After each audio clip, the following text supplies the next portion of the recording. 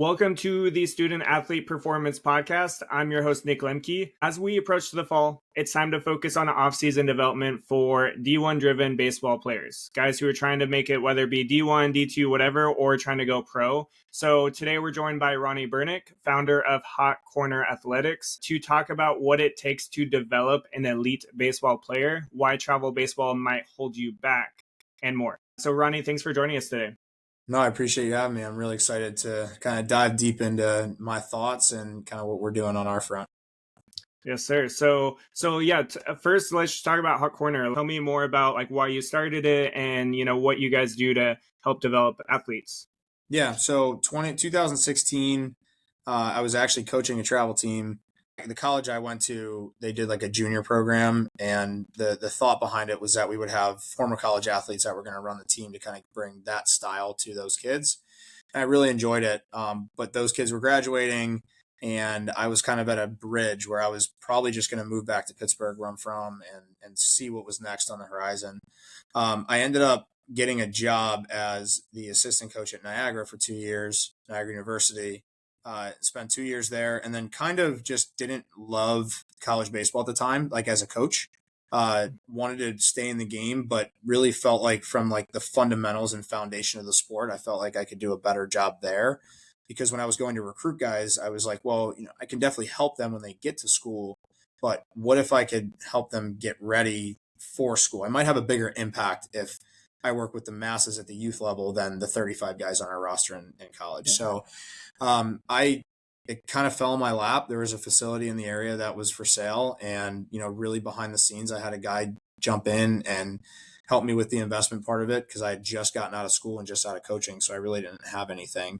And he helped me get started, and then within the first 4 years, we were ready to expand and kind of have the place that we have now, which is 18,000 square feet and kind of has everything that you would possibly want with the development facility. So it's always been about bringing people in that want to help the youth and want to really grow the game in our area, and then really give awareness to what else is out there because we're in a smaller town and not a lot of people really know what baseball looks like in Texas or California, Arizona, Florida. So, we want to provide that experience to them the best that we can from like a training side of it. And then if they decide that they want to go and travel and do those things, that's up to them. So then what are some things that you guys help developing athletes into more of those elite level baseball players?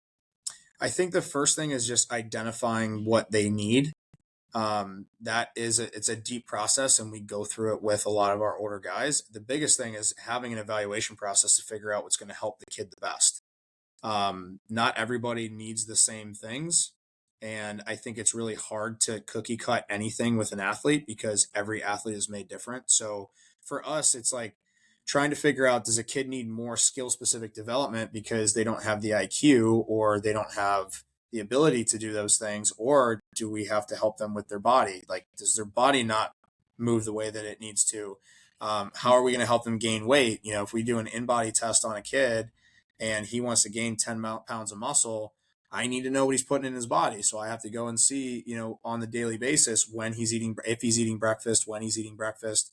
But I think the one thing that we do really well that not a lot of places look at is the mental side of the game and figuring out how, we play a failure sport. Most sports are failure sports, but baseball specifically is a super failure sport. So How can I get a kid to still believe in himself when he's 0 for 40? Those are the things that we kind of dive in. So our philosophy is basically mind, then body, then skill. And once I have the mindset, at least the foundation of the mindset set, then I can go into the body, which includes like, what goals do we have? How's your workouts look right now? What are you putting in your body? Is it clean? Is it not clean? Is it good food? Is it bad food?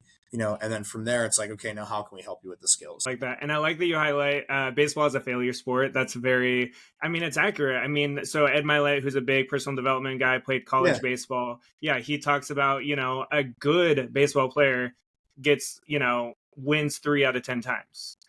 And, just some of those stats, but all those things he, breaks into like, okay, like that first pitch, you're dialing in on that, you're studying that. So it's not necessarily a loss just because you got a strike, like all those little things. But ultimately, yeah, there's a lot of failure in baseball.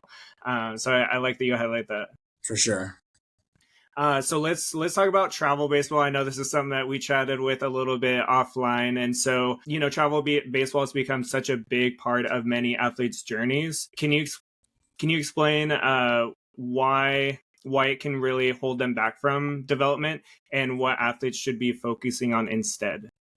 Yeah, I think for some kids at some levels, I think it could be very helpful. I think at the very top level of travel baseball, when you're playing against the best players in the country every single week, I think it could be very helpful because your competition level is consistent with where you're at, and the schools that are looking for those types of players are going to be there.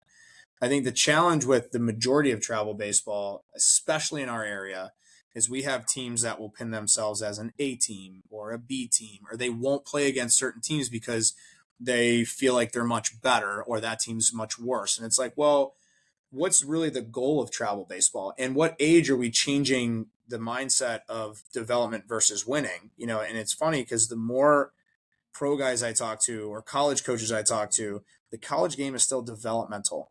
The minor leagues is still developmental. Look at what happened with Jackson Holiday. He went to the major leagues. He struggled. They figured out a way to develop him, sent him back to AAA, brought him back up to the big leagues. Like, I think that travel has gone way too much into winning and exposure and money making than development. And so we've adopted the USA Baseball American Development Model. It's completely free. You just go right on usabdevelops.com website and you can find their development model, which I have a lot of respect for and we use it every day. It's figuring out when to make the change to develop something else. So when I have a kid who's at entering the game, that's entry, whether that's 3, 4, 5, 6, doesn't matter, until 7 years old, I don't really have to teach him anything. I don't want to teach him anything. Teaching him mechanics does not matter because by the time he's 13 and his body changes, we're going to have to redo it all again anyway. So why not focus way more on having fun and loving the game and finding players that you really enjoy watching and being around the sport and being consumed by just the fun part of the game that we play than trying to get a kid to understand mechanics, right? They don't have the capacity to do that yet. So I think when you have these 7U travel teams, why are you flying to Florida for a 7U travel team? Just to say that your 7-year-old was a stud? Why not go behind the scenes and actually work on something that's going to help him be really good when he's 15 and enjoy it so that whenever he does leave the game, whenever that is, that he had a great experience. I think that to me is where I think travel's failing. I don't think most, not all of it, but Yeah. I think the majority are not providing great experiences for kids. There's a lot of pressure at a younger age.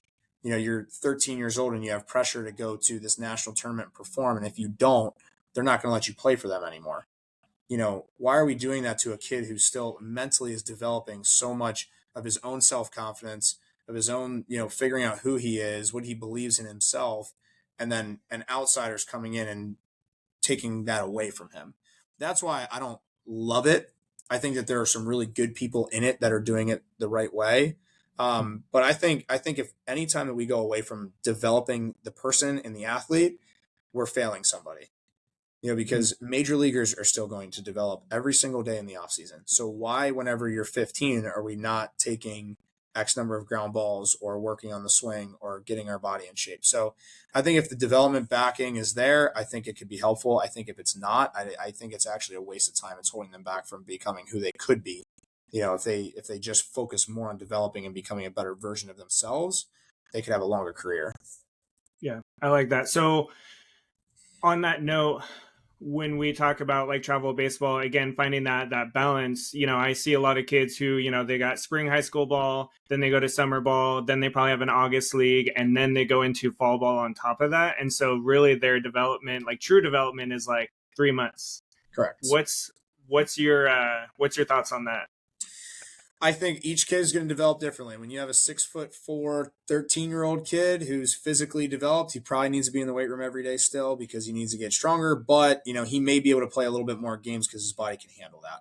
I don't think 9 months of games really makes sense. I mean, even if you look at, we have a guy who's in Double-A with the Marlins, and I've been able to kind of watch his process since he got drafted in 2021. And rookie ball is the shortest season, and then high has some more games, and Double-A has some more games. Triple-A is the most in the minor leagues, and then the major leagues plays the most games. Well, why do they do that? Because as I'm 21 to 25 years old developing in the minor leagues, to learn how to get through a full season.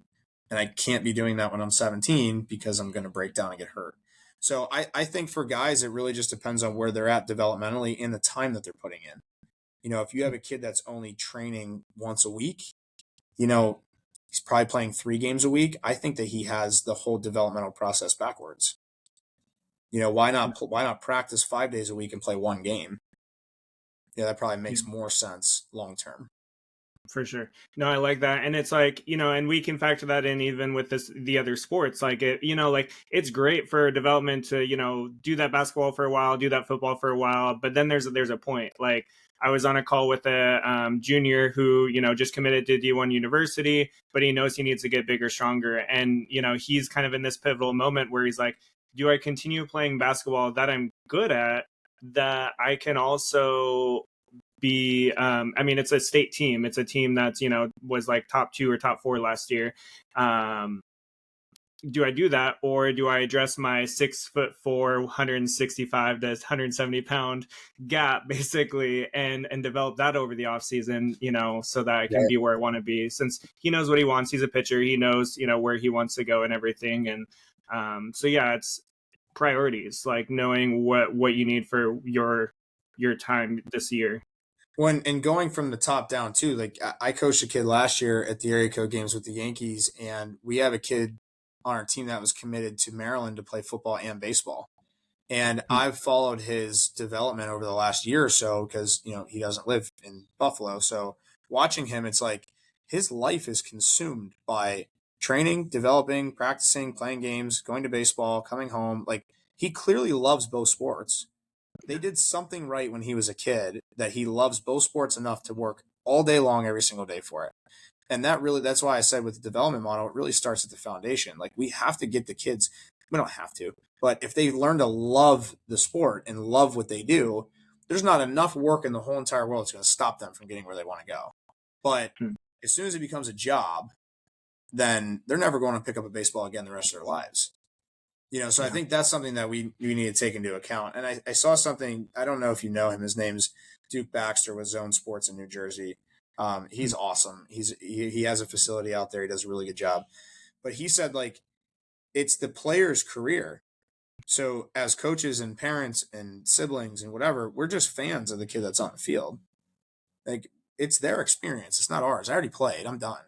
So it's their experience. So how can I be a good fan for you to give you the best experience? Do you want to hear me in the stands? Do you want to not hear me in the stands? Like, what do you want? And I think we need to start asking that question a little bit more than, what I'm going to give you. I don't think that relationship really works long term. Yeah, no, I like that. Those are definitely some good points that, again, parents and coaches definitely can benefit from. As we get into the development piece, so when it comes to developing these elite players, I mean, you've seen a lot of them. You've seen, from the Yankees, scout team, and the just a lot of the players you've seen in the minors, the majors, etc. What are some of the most important factors when it comes to strength, conditioning, and just really just the overall development piece? Yeah, you'll probably like this. I think the number one, this is actually a fact. It's not my opinion.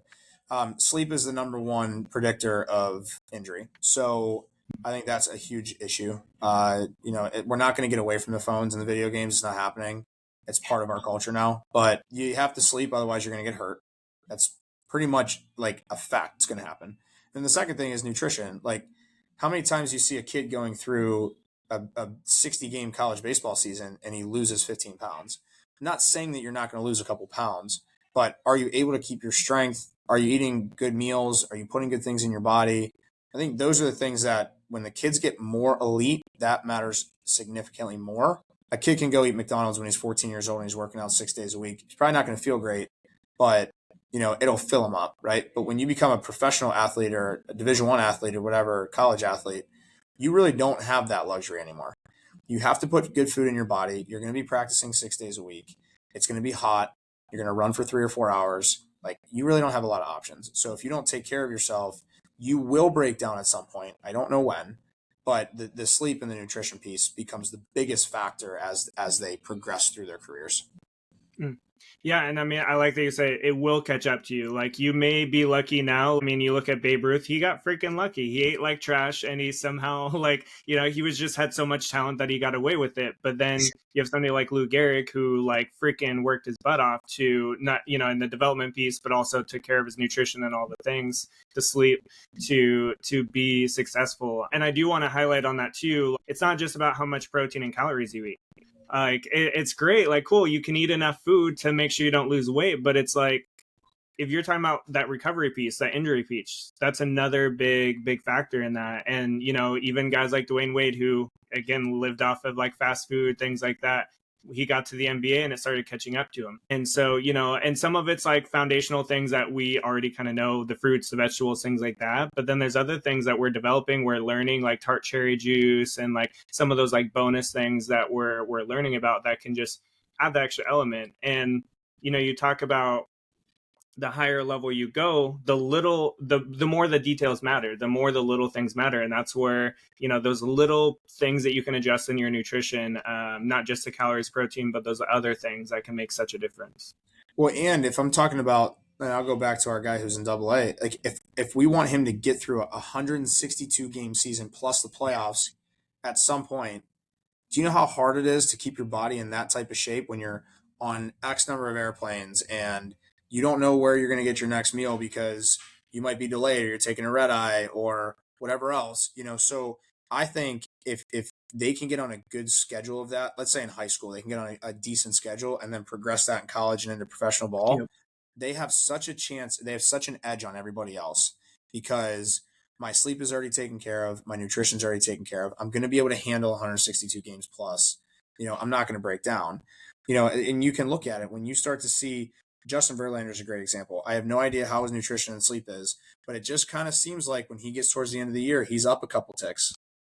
That happens from guys that take care of themselves, but what about the guys that are 100 miles an hour in April and then by the time they get to September, they're throwing 91, 92 miles an hour?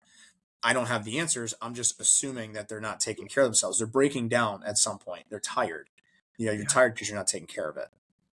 I saw a recent post about Paul Skeens and how his velo has been dropping pretty quick, it looks like.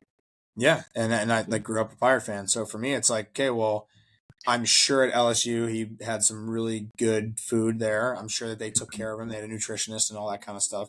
But is he able to do that with the new workload that he has? I don't know the answer to that. So Yeah.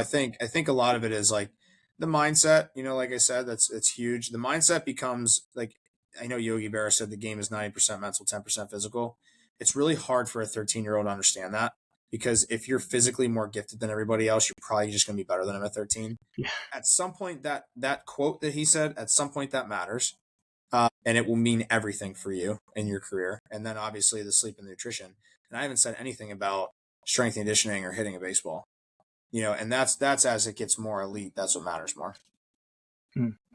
So when we talk about more of those elite level players and the higher they go in that development, what are some things that those elite players do differently? Like, I know you guys have posted about like Aaron Judge and I know you probably have plenty of other examples, but what are some of those things that elite athletes do differently aside from the nutrition and the sleep? They have really, really good, sometimes funky routines. Like everybody has their own routine that they do. I listen a lot to like the Mookie Betts podcast that he had where he was bringing big leaguers on to talk about, their stuff. And Clayton Kershaw would say like, I get to the field at this time and I take a nap 2 hours before the game, literally in the training room on this table.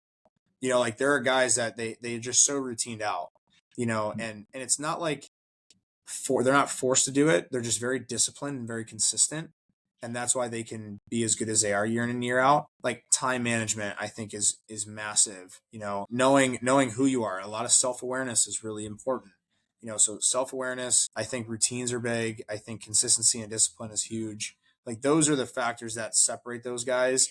If you think about it, if a guy gets up at 6 o'clock every single day, 365 days a year, has a glass of water, does his thing, eats some breakfast every single day, is something that he looks forward to. He's setting his day up way better than the guy that wakes up at 9 o'clock in the morning and has to rush to do the same thing. So I think routines, it's like habits of excellence. All of those routines, time management, that kind of stuff, I think matters a ton for guys, especially as it progresses, because you run into short windows. Yeah. No, I like that. I mean, the routine is really a big deal, and you even highlight like they start to enjoy it a little bit more too, and they look forward to that. Like for me, like I started becoming a 5 a.m. guy, and it took me a while to do that, to get into that flow. But now I'm like, I look forward. I'm like, man, I love my breakfast. I love, like reading my Bible, all the little, things that I do in the morning. Like it sets your day up right, and that's how you. I mean, it's like if you play on your phone for the first 30 minutes, your time is being dictated by somebody else. Right. You're scrolling on social media, that's other people controlling your time. So and then it dictates the rest of your day. And I think a nice little like note for guys to take that are going to listen to this is think about bookending your days. Create a really good routine on the bookends. So have a routine for the morning. Right now, it doesn't matter what it is. Just have one. Start there, and then it'll progress. And same thing at night. Like I know for me, a lot of morning. I have 3 kids, so my nights are sometimes crazy, and getting to work in the morning is a lot of times crazy. So I know that I'm at my best when I use my nighttime to prepare for my morning, right? Let's say it's getting my clothes out. Let's say it's, getting my lunch ready the night before versus when I wake up in the morning. Things like that that really don't take a lot of time. You're going to spend that time anyway, right? Whether it's rushed or not, that's up to you. But if you think about bookending your days, I think that's where you're going to have a way better routine and not feel nearly as rushed. You're going to start and end your day on a good note every day, which I think a lot of people really don't think too much into. But going into the mentality over time, that's habit stacking. So if I have a really bad end to every single day, I can't expect to wake up in the morning with a clean slate. There's no shot. It's not going to happen. So I think the guts in the middle, or let the day happen for right now. You'll figure that out as you go. A lot of these guys are probably still young, but if you bookend the days, you're setting yourself up to be part of the 1%, because there's not a lot of people doing that. Yeah, no, that's so true. I feel like we listen to a lot of the same people. Oh, like the people, yeah, like we're already like, yeah, a lot of the things I'm like, yeah, habit stacking, all those things, that we definitely are listening to some of the same people. What would you say are some characteristics, so we can get into more like intangibles too, of those top level players, those 1%ers? We've already hit a lot of them, like the book ending your day, the nutrition, yep. the sleep. What are some things that again separate those 1%ers? I think character matters a lot. Who you are, I think, matters a ton. Let's look at a college, for example. If I'm going to take you as a college athlete, you become part of my family. You're the reason why I get to put food on my table. I have to actually like you, because I'm going to spend a lot of time with you. So character matters. Understanding like what you're good at and what you're not good at, I think, is big. But then on top of that, also know like this is where I learned this kind of the hard way, is that schools and pro programs, or wherever you are ending up, they can teach you how to hit. They can teach you how to field better. I can teach you skills at any part of your developmental process.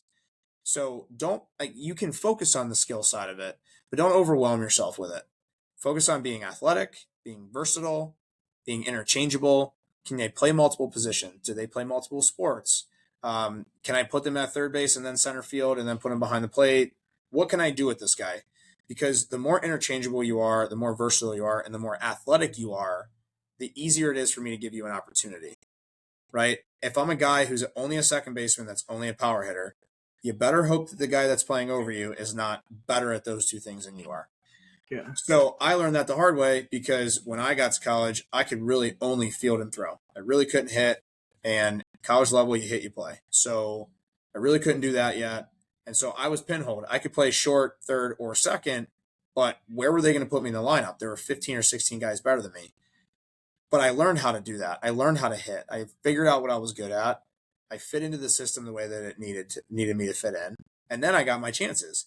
So if you're a high school kid developing, focus more on athleticism, right? Why do I like multi-sport kids? Because how much are you going to be jumping and running in baseball? Probably not as much as you are going to be rotating. How much are you going to rotate in basketball? Not nearly as much as you're going to be in baseball. So I think cross sports really help. But once you get to that elite level and you really start to dive into your sport, don't get so caught up in the skill side of it. Still focus a lot more on the athleticism side of it, because you'll stick around longer. Yeah, I like that, and I like it how you talk about the dual sport. Like again, that guy who baseball and basketball, like, you know, that basketball helps him be very quick and very, you know, conditioned and, you know, jumping. So Right. like an outfielder who, you know, or a shortstopper or something that plays basketball, they probably are going to catch a lot more balls than somebody who didn't play basketball. And they're going to So, stand out on the field because they look and play more athletically. And though that's yes. like when I go to do these events with the Yankees or I do something else, like that's what they're looking for. How athletic is the kid? You know what I mean? Like I said, I could teach you how to play baseball. You know, and if you're at those events and you're going to college to play the sport anyway, you're pretty good. So I can teach you how to be better. But if you start to have all these limitations because you're a one sport only guy and you're only doing, you know, specific lifts that are just going to make you stronger and not make you move better, you know, we're going to run into some limitations at some point. It's going to be very hard to help you progress. Yeah, yeah, no, that's good. So, what about? I have to ask you from your perspective and who you've seen. Like, what about sacrifices? Like making sacrifices. Where does that play into elite athletes? This is deep. I like this one a lot. I talk about this a lot. Yeah, that's what I kind of said about the guy going to Maryland. Like he sacrificed. Like you're not going to go. Like, if you want to be an elite athlete, okay, 99% of kids are going to go to the party on Friday, but the 1% probably isn't because they're going to their high school to do sprint work in the dark. Hmm. You know, so yeah, you're sacrificing everything.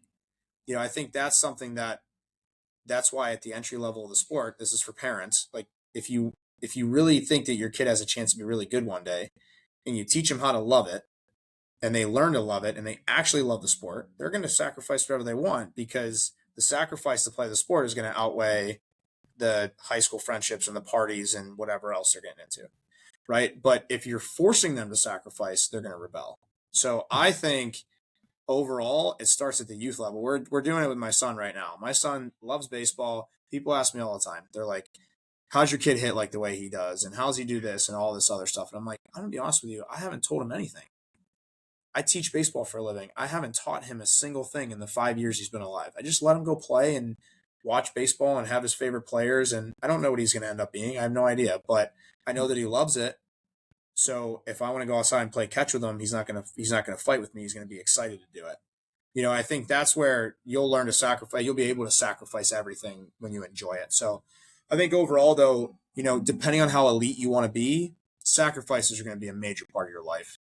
You know, you're going to sacrifice, you know, pro guys, they sacrifice 8 months away from everybody that they know. They're in isolation. All they're doing is playing baseball. They go home at the same night to the same guys. Some of those guys move up and down levels. They don't get to see them a lot. You sacrifice everything. You know, and then in the off season when you get home, yeah, you're sacrificing every day to go train to be better for the next season. So it just becomes part of your lifestyle. I don't like to use the word grind because if they enjoy it, it's not really grinding. But yeah, giving up a lot of stuff, that's where they have like, and it's hard for high school kids to do that. They have to decide what they want to give up for what they want. You know, some make decisions to go towards the 1% and some don't. You know, those guys typically don't last. Yeah, no, that's so true. I mean, that's why I knew I had to ask that question. One more because you mentioned the friendships and the, you know, the people in high school. What about finding the right tribe or finding the right people? What input do you have on that one? I live by this, and I'm sure you're going to laugh because I'm sure you've heard it, but you are a direct product of the people that you surround yourself with. Say it's five. So you take those five people and you stack them 1, 2, 3, 4, 5. That equals you. Period. So and I'm probably not great at this, but it's really hard for me to let people in my circle because I remember a time when I was not in a great circle. So now that I've kind of really turned my career and myself around into who I want to be now, like it's really hard for me to let people in because I'm very specific about what I want to become. So I think it's the same thing. Like if you're a shortstop and you want to get drafted, you have a better chance if you're hanging around drafted shortstops. But if you're hanging around a kid that isn't going to play college baseball, you might end up in that same place too. You know, so really you are a product of who you're surrounded by. So I'm not saying that you have to shut people out, but you just got to be careful who you let in because they could really help you. It also works on the flip side where they could really take you away from what you want too. Yeah. Yeah, no, it's good. That's why I like, again, the group aspect of it, whether it be the facilities or, I mean, the way that I do my coaching is it's also in more of a group aspect because these are all guys who are trying to be elite or trying to be the best version of themselves in their sport. And so being around those people, some of them are even friends already, and it's that's what's going to help you really succeed, in the nutrition and the development and everything. And that's how we do it at our facility too. Like if you look at the majority of baseball specific facilities, let's say we have 4 cages, each coach in each cage is doing their own thing with their own kids. There's no uniform, doing all their own stuff. So how can you build a culture and a team aspect and a team environment when everybody has their own motives? So what we did is, like, I got my red shirt on. When you come in our facility, every single coach has red on. You know exactly who we are. We run in services, and we have, I told you about the development model. So we have a process on how we coach. So now it doesn't matter what cage or area that you're training, it's all under the same system. So now you can see that we're a team, right? So now going down the chain, those high school kids that play at 5 different high schools that are training together, they still are a team. So now when they play against each other, they're buddies. Yeah. They were working together the whole winter. And that's how I think team culture is built, but it has to start at the top. Like it has to start from the people that are leading them to do that. Yeah, no, that's so true. I like so much good stuff. Like, and that's why I think we'll probably need to do another one of these. I'm thinking just to spitball some more good stuff. One more question for athletes aspiring to reach the highest levels of baseball. What would you say is the most important thing they should focus on in their development right now? Yeah. I mean, I think everything matters, and that's probably the biggest thing. Don't take anything for granted. Everything matters, and there's always somebody out there that wants it more than you because they're in a different situation. Hmm. So use that as motivation every day. Like I always say, like the kids in the Dominican Republic and Latin America that aren't as fortunate as we are here, like they're literally fighting for their lives. So when you go to hit today with your hitting coach, or you go to do sprint work, or you go to do a lift with your strength coach, like take that into consideration. What happens is that the last lift you can ever take in your whole entire life, because a kid somewhere else in the world, it means more to them. So adding that intent behind it gives them a chance. Like I always say, make them strip the jersey off your back. Like, okay, so you don't get drafted after you get done with college. Who cares? There's 1,000 different places you can go and play baseball. You can go across overseas. You can go play independent ball, play in men's league, and then try to get back independent ball. There's a lot of different ways to get there, and not everybody has the same path. But every day when you develop, there's always something to learn, and there's always you guys have levels to you that you don't even know about yet. So try to see what levels you can get to within your training. Yes, you have no idea what your potential is. That's such a big thing that I think a lot of athletes need to hear, because a lot of us get stuck in that rut. Like I was just interviewing a MLB scout, and a lot of us get comfortable. We get that offer, and we're just like, oh, cool. I got my college I want to go to. I'm just gonna chill now, or I got drafted, now I'm gonna chill now. It's like, no. That's just when it starts. That's when it starts, and then the next level it starts over, and then the next level it starts over. Yeah. And they always say too, and I'm sure the scout said it if you guys talked about it, like getting to the big leagues is not the pinnacle. It's staying in the big leagues. It's becoming something in the big leagues. Like that's the hardest thing in the world to do. Just because you made it, that's cool. They'll send you back down next week. Yeah. It's like, how are you going to stay there? And like that's why I brought up the Jackson Holiday thing. Like if you think about Holiday, like okay, they brought him up in April, whatever, May, cool. Then they sent him right back down. He's the number one prospect in baseball. They said, yeah, you're not ready. Go head back down AAA. Here's what I want you to work on. Now he came back up and he's ready and he's going to stick around a little bit longer. But it's like he's a number one prospect in baseball. He's batting ninth on one of the better teams in the major leagues. Like he still hasn't made it. And I'm sure he knows that. But there's so many levels to it, and there's never a chance to settle and sit down, because there's always, like I said, somebody out there that wants it more than you. But you have more potential within yourself than you think you do. You either need to learn internally how to get that out of you, or you got to find somebody that's gonna help you find it. And that's a lot of what I try to do. A lot of people will say like, man, that was a tough session. You were really tough on me. I was like, that's because number one, I care about you. I really care about you. And number two, I just want you to see how good you actually can be. Right. Yeah. No, that's so good. It's we're again, it's around who we surround ourselves with. Yeah, that is, who's going to bring us up, who's going to tear us down. So Yeah, And I you love need that. both in your life to learn how to navigate and, process and, add and subtract. Like you're going to run into both of them. You Yeah. just have to be self-aware enough to know when to get out and when to stay. Yeah, no, so true. So as we wrap up, I know we're a little over 30 minutes, but as we wrap up, what's the best way to reach out to you, connect with you guys online? Yeah, so I'm Ronnie Bernick on all socials, Twitter, Instagram, Facebook. Those are like my three bigger ones I would say that I'm a little bit more active on. And then Hot Corner Athletics is, all of our socials. So Hot Corner _ on Twitter, and then Hot Corner Athletics on all the other platforms. But, we got a lot of coaches with Hot Corner, but, if people want to reach me, I'm pretty open with all my stuff. So. Yeah. Yeah. And then I'll drop that in the show notes as well. So you guys will be able to easily access that. But Ronnie, thanks for joining us today. It was a really good chat. And I feel like we touched on just so many different aspects of what makes an elite player. And these are things that I really hope you guys are taking notes on. Yep. And if anybody needs anything and they listen to this and they have questions, I mean, feel free to reach out. I'll do whatever I can to help. Yes. Appreciate that. So again, guys, make sure that you really recognize how much you need to do, and really commit to those processes, do that habit stacking, and keep striving for greatness.